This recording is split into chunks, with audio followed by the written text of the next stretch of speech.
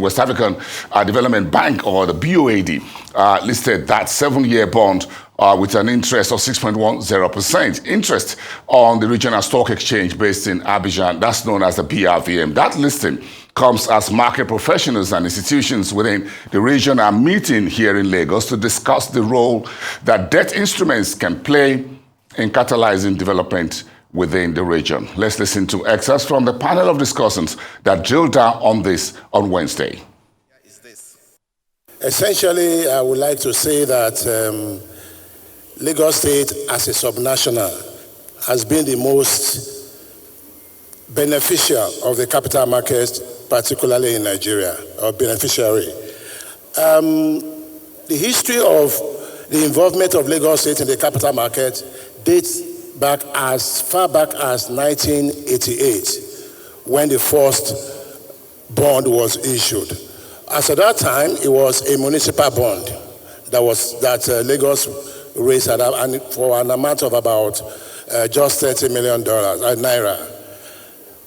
And between that time and today, Lagos State had, had close to 36 issues involving about 8 bond programs, and the total of which is close to 2 trillion naira. As I speak today, Lagos State basically has issued over about $1.2 billion of bond that is outstanding.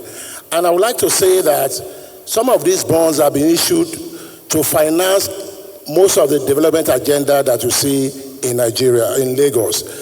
In the morning when Mr. Governor was here, he did say that, when he said, "Welcome to Lagos." So what is particularly this funding from the capital market is one of the things that has made Lagos State to be that successful. Maybe before, I just want to come back on something that was said previously. I think when bonds are oversubscribed, it means that there is an opportunity to actually drive the cost down. And usually we don't use that opportunity enough to bargain in a certain way with investors. And I think this is something that we should do.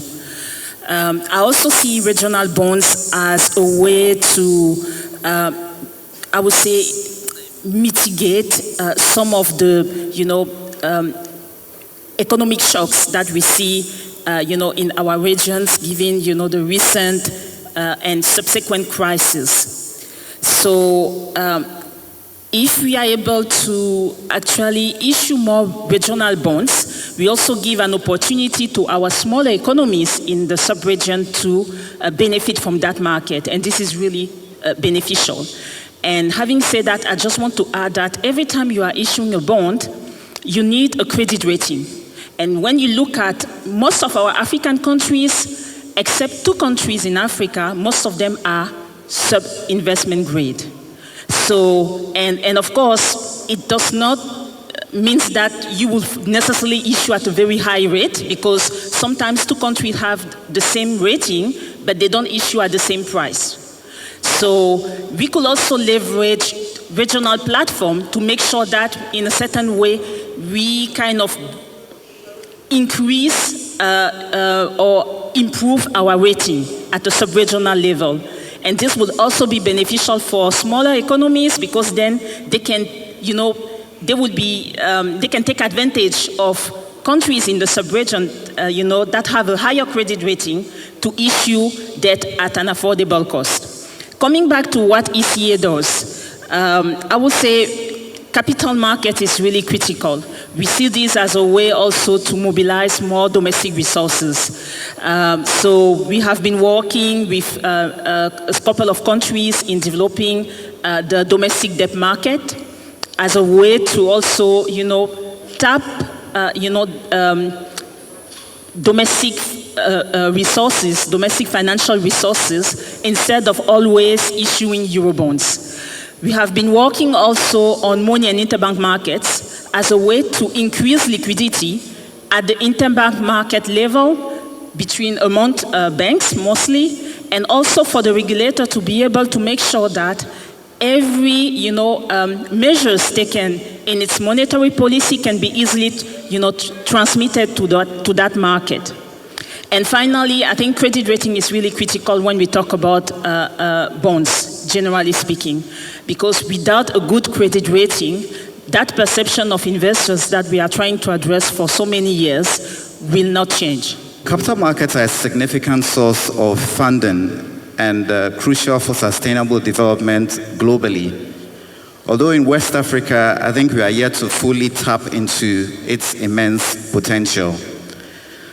Beyond the typical sources of financing that governments would employ, so taxation, borrowing, grants from international institutions, it's possible for governments in West Africa to issue sovereign bonds in the capital markets to raise funds for sustainable infrastructure development, social programs, and other key green initiatives. I'll very shortly speak to some examples of sustainable bonds that within Standard Bank Group we have facilitated across the African continent.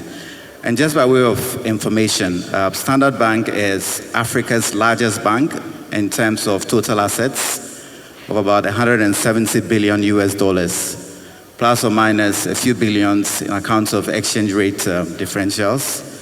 We are an integrated end-to-end financial solutions provider organized across four main pillars. So corporate and investment banking, business and commercial banking, wealth and investments, or insurance and investments, and then personal and private banking.